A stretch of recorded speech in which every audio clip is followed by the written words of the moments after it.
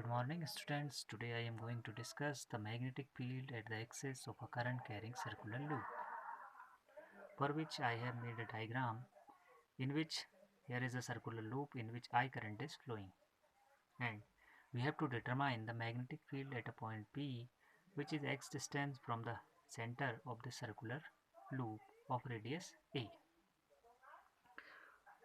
For this, let AB is a small element at right angle to the plane of page and directed outward. Let R be the distance of this element from point P. Then, by Biot-Savart's law, dB is equals to mu naught upon 4 pi I dl sin theta upon r square. Here theta is the angle between dl and the line joining the element. Here the value of theta is 90. Now we can write dB is equals to mu naught upon 4 pi I dl upon r square. Now the direction of dB is right angle to line r in this figure. It can be resolved into two components. One is the horizontal component and other is the vertical component. The horizontal component will be dB sin phi and the vertical component will be dB cos phi. These are right angle to each other.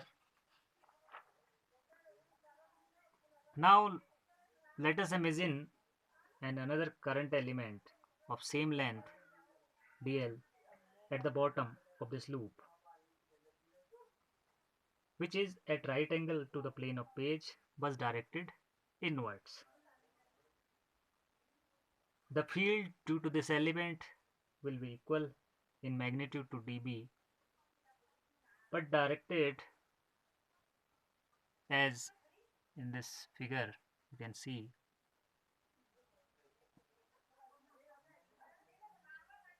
The component of both the fields are right angle to the axis are equal and opposite.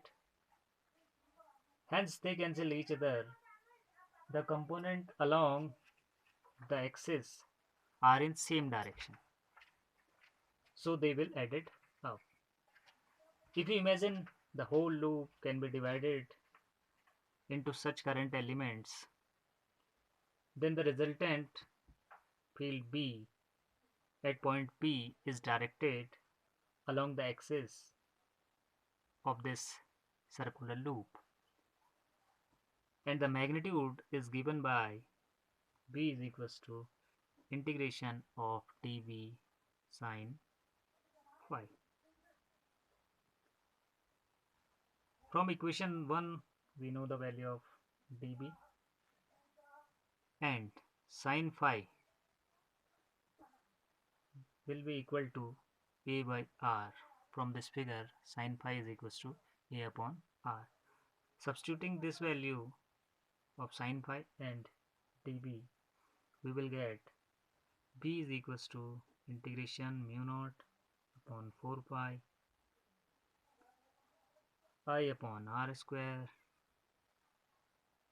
into A upon R and dl, or it can be written as integration mu naught upon 4 pi I A upon R cube dl.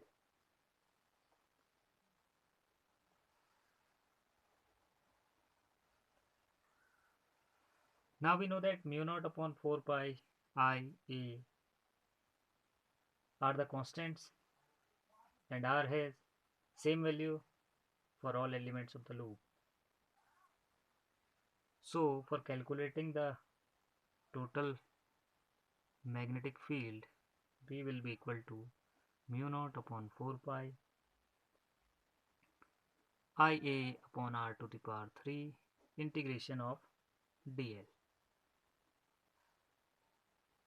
And we know that as we will integrate this whole portion, we will get integration dl is equals to 2 pi a.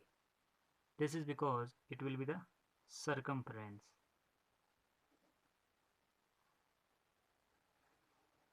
of loop. And from the figure we know that r is equals to a square plus x square to the power 1 by 2. Substituting these values here, we will get b is equals to mu naught upon 4 pi 2 pi I a square upon a square plus x square to the power 3 by 2, or mu naught upon 2 pi a square upon a square plus x square to the power 3 by 2. If this coil has n turns, then